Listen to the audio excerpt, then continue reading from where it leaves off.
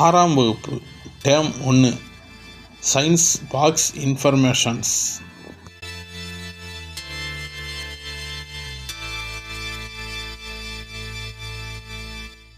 வளரும் பருவநிலையில் அதிவேகமாக வளரக்கூடிய தாவரம் மூங்கில் ஆகும். அக்டோபர் மாதம் முதல் திங்கட்கிழமை உலக வாழிட நாளாக அனுசரிக்கப்படுகிறது. மணல் குன்றுகளால் ஆன மிகப்பெரிய இந்திய பாலைவனமான தார் பாலைவனம் இந்திய துணைக்கண்டத்தில் உள்ளது. இதன் பகுதிகள் ராஜஸ்தான் மாநிலத்திலும் வடமேற்கு இந்தியாவிலும் பஞ்சாபிலும் சிந்து மாகாணத்திலும் மற்றும் கிழக்கு பாகிஸ்தானிலும் விரிந்துள்ளது.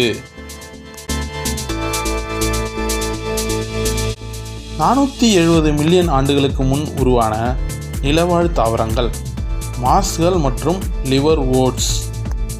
தென் அமெரிக்காவில் உள்ள அமேசான் மழைக்காடுல் உலகிற்கான ஆக்சிஜன் தேவையில் பாதியை கொடுக்கிறது.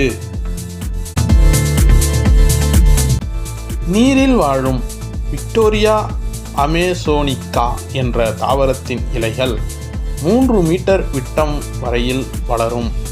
நன்கு வளர்ச்சியடைந்த இலையின் மேற்பரப்பு 45 கிலோகிராம் எடையோ அல்லது அதற்கு இணையான ஒருவரை தாங்கும் தன்மை கொண்டது. உலகில் மிக நீளமான நதி நைல் நதியாகும். இது 6650 கிலோமீட்டர் நீளமுடையது.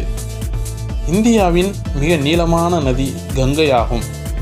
இதன் நீளம் 2525 கிலோமீட்டர் நீளம் உடையது. தாமரையின் இலைக்காம்பில் உள்ள காற்று இடைவெளிகள் ஏர் ஸ்பேசஸ் நீரில் மிதக்க உதவுகின்றன.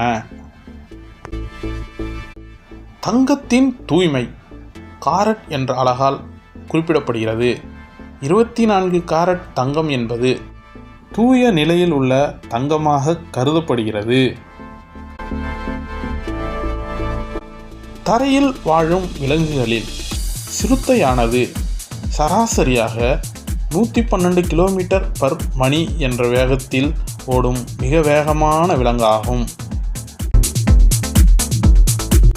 இந்தியாவின் பழங்கால வானியலாளர் ஆரியப்பட்டா எவ்வாறு நீங்கள் ஆற்றில் ஒரு படகில் செல்லும்போது ஆற்றின் கரையானது உங்களுக்கு பின்புறம் எதிர் திசையில் செல்வது போல தோன்றுகிறதோ அதுபோலவே வானில் உள்ள நட்சத்திரங்களை நாம் காணும்போது அது கிழக்கிலிருந்து மேற்காக செல்வதாக தோன்றுவதால் நிச்சயம் நமது பூமியானது மேற்கிலிருந்து கிழக்காகத்தானே சுற்ற வேண்டும் என்று அனுமானித்தார்.